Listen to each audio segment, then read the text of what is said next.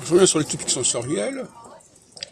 D'une part, dans le domaine du ça, il y a une sorte d'indifférence dans le domaine sensoriel concerné.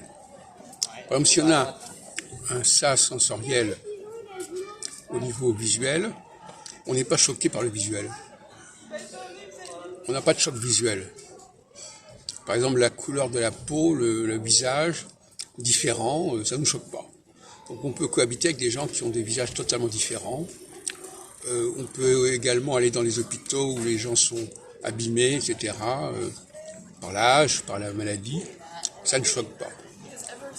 Par ailleurs,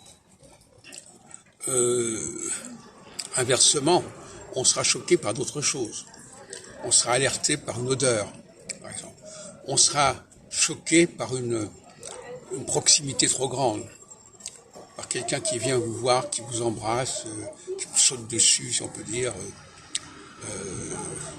Les femmes sont beaucoup plus inhibées que les hommes sur ce plan-là, et ça ajoute sur le débat, sur le consentement, etc.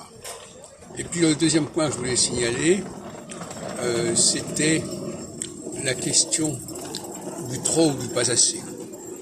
Dans le domaine du surmoi, on n'en fait pas assez, et dans le domaine du ça, on en fait trop. Et ça dépend du domaine, bien sûr. Donc, par exemple, les hommes qui ont un surmoi au niveau de la parole, ils ne parlent pas assez, ils n'attendent pas assez leurs problèmes. Et inversement, quand on a un ça au niveau de la parole, on en dit trop, on en raconte trop, etc. Voilà. Donc c'est comme ça que ça se passe. Et ça justifie des modes de fonctionnement différents, des modus vivendi différents, et une certaine séparation.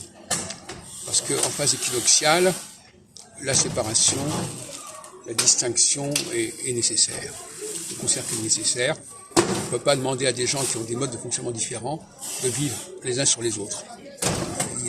La promiscuité en phase équinoxiale est supportée de manière très relative. Alors qu'en phase solsticiale, la promiscuité est beaucoup mieux tolérée.